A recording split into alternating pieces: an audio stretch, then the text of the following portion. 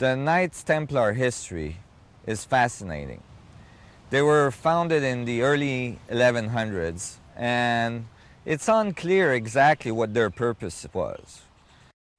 The Order of the Knights Templars, founded in 1118, likely had roots in earlier religious orders, including the Cathars, from the Greek meaning pure ones, of southern France.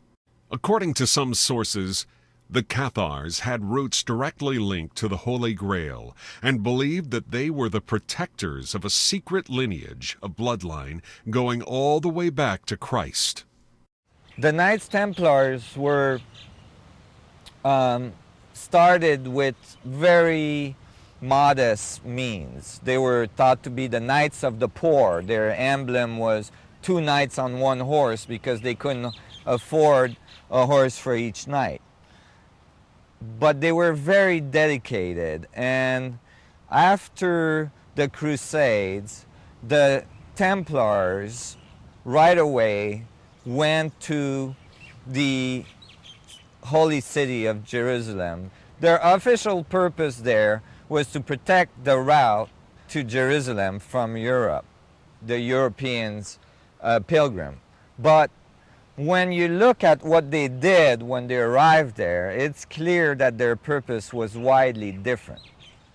I believe that their main purpose was to find and recover and bring back to Europe the Ark of the Covenant of God, what they eventually called the Chalice or the Holy Grail.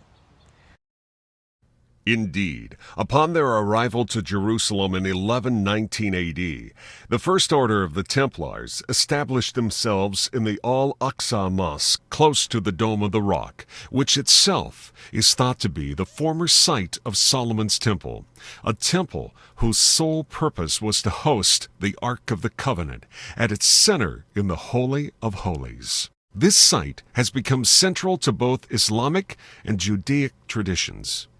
It was here, underneath the Temple Mount, over a period of 7 years, that the Knights dug several tunnels and causeways, many of which are still intact today.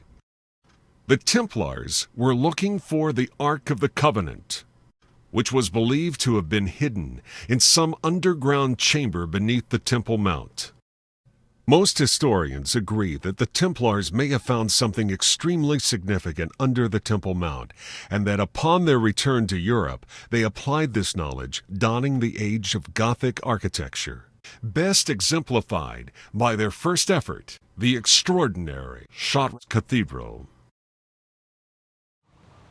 My understanding and what I have found is that the Templars most likely on that first pass did not find the Ark of the Covenant, but documents associated with it. Over the years, the Knights Templars maintained a presence at the Temple Mount, and there is evidence from various sources, including the research done by Graham Hancock in his book, The Sign and the Seal, that during the later years, the Knights Templar may have been contacted by Prince of Ethiopia, Lalibela, who claimed that Ethiopia was the home and the resting place of the Ark. Hancock makes a strong case for the removal of the Ark from the temple just prior to the Babylonian overthrow in 587 BC. Hancock later follows the Ark up the Nile to Elephantine Island, up the Blue Nile into Ethiopia, through Lake Tana, and ultimately to Exum, in the small chapel of St. Mary of Zion. According to Haramein's research, during this interim period, when the Ark was removed from the Temple of Solomon to Elephantine Island, the Ark rested with the Essene community in Qumran. Both the Copper Scrolls and the subsequent confirmation of their authenticity by Vendell Jones's discovery of the key temple items associated with the Ark have corroborated the presence of the Ark of the Covenant in the Qumran region. I believe that that society of high priests was unknown to our records because it was the B plan for the Ark. If the Ark was threatened in any way, it was brought to that society through underground tunnel out of Jerusalem, out of the city, and near the shore of the Dead Sea in that Qumran society.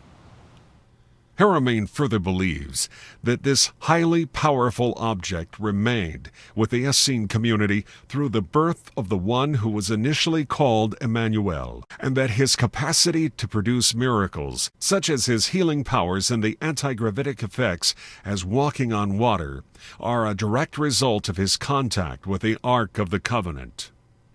By the time the Templars met with the exiled Prince Lalibela of Ethiopia, the Ark had long left the Qumran region and was well established with a growing Judaic community in Ethiopia.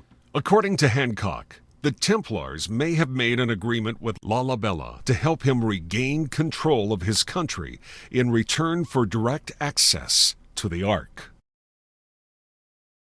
Evidence of the passage of the Knights Templar is found as well in Ethiopia in various churches and monuments which have Knights Templar crosses and all sorts of artifacts that support the Knights Templar passage through Ethiopia, including folkloric legends about these blue-eyed, blonde-haired, white-skinned people coming to Ethiopia during those periods.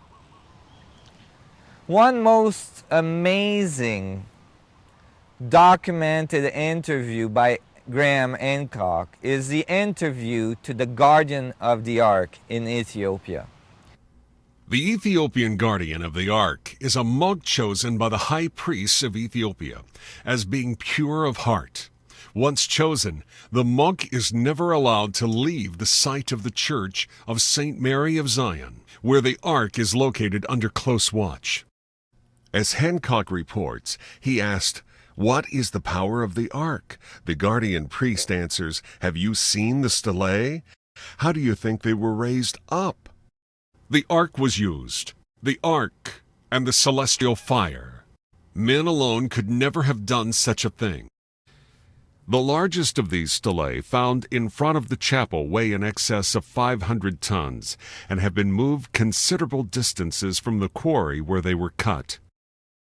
As pointed out by Haramein throughout the presentation, the typical engineering issues associated with transporting and raising such large objects once again arise.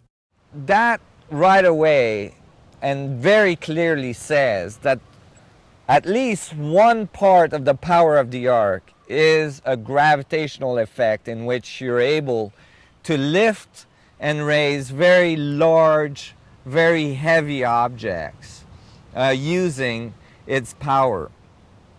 The monk says that this power as well has to do with celestial fire, that it's a very bright object. Something you would expect from a highly spinning, highly energized plasma dynamics in the vacuum state of our space-time manifold. So all this goes towards Europe and the Knights Templar bring the knowledge back, maybe even bringing the Ark back, using the Ark to charge water around Europe. For instance, they found now that under the Chartres Cathedral, that was the first Gothic cathedral in Europe, that waterways up to 100 feet under the cathedral were diverted to culminate at the altar in the middle of the cathedral, which would be the place where the Templars would have placed the Ark. Then we find all sorts of legends of miraculous water in Europe, in France especially, in all these regions. Waterways are found to have been diverted under many of these chapels and cathedrals all around the France region. So maybe they charged the water with the ark, maybe they used it to help build various amazing cathedrals around Europe. And then eventually the Knights Templars become very powerful very rapidly. They are called the bankers of Europe. They have very large influence on many levels in the European market and in the European politics. And it becomes threatening to the King of France and to the Pope of the time. On Friday the 13th, in the month of October 1307, King Philip IV and Pope Clement V initiated a campaign against the Templars and began to capture, torture, and kill thousands of members of the order under the premise of being devil worshippers, homosexuals, and heretics, thereby allowing for the seizing of all their assets and money. It is said, however, that just prior to King Philip's arrest order, the temple treasure, most likely the Ark, was spirited away in a hay wagon. Some Templars were able to escape in surrounding countries by bringing with them their knowledge and maybe at the time the Ark of the Covenant. Some escaped to Germany, some escaped to England and Scotland, and maybe some to Switzerland. At the same time, then, in history, we see these new orders emerging. Some are called Rosicrucians orders, and some are the very famous Freemason orders that emerge out of Scotland. These orders are the same orders as the Knights Templars orders. They are just the Knights Templars under new disguise. They're using these orders at the time to continue to propagate the information, and that's where we find a lot of information of magical taluses and geometry and all this that comes from those Middle Age, Dark Ages, where the information becomes underground and becomes magical and really birthed the myth of the magical property of engineering and mostly of geometry. Jumping ahead, because the details are too overwhelming, those pieces of information move throughout the ages and eventually ends up in the Americas, in the new land, the newfound land, and these powerful people that organized the Americas, that organized what was to become the United States, are Freemasons, and they have all this information, all this baggage with them, and they bring it into our world. And you can see how they develop this new world with these concepts in mind. If you look at the monuments in Washington, you see all of these geometries, all this information, this esoteric information that actually pertains directly back to the power of the Ark of the Covenant, but that by then is thought to be very esoteric and very magical. However, in both the Freemasons order and the Rosicrucian order, the highest level of initiation is still to this day to bow in front of the Ark of the Covenant, to be in the presence of the Ark of the Covenant. May it be a mock Ark of the Covenant at this point. The implication of this information is very present throughout the history even of the United States of America. The forefathers setting up the society under those very specific geometric dynamics, and then even the documentation being embedded with all of the information pertaining to this higher knowledge, to this knowledge of the geometry of space, of the structure of the vacuum, of the advanced technology that I believe the Ark of the Covenant was. We find it even on the $1 bill. If you look at a $1 bill, you'll find on one side that there is a pyramid there. A pyramid that's composed of 13 different levels of stones, 13 being the 12 vectors of the vector equilibrium with the singularity, the 12 around 1, with the eye, the all-seeing eye on the top that we saw in the presentation as a representation of the structure or of the vacuum, or even the representation of the power of the ark, the celestial power. On the other side, we see a crest composed of 13 little stars, making a star, six-pointed star, Star of David structure, with 12 around 1 again, describing the dynamics of the structure of the vacuum.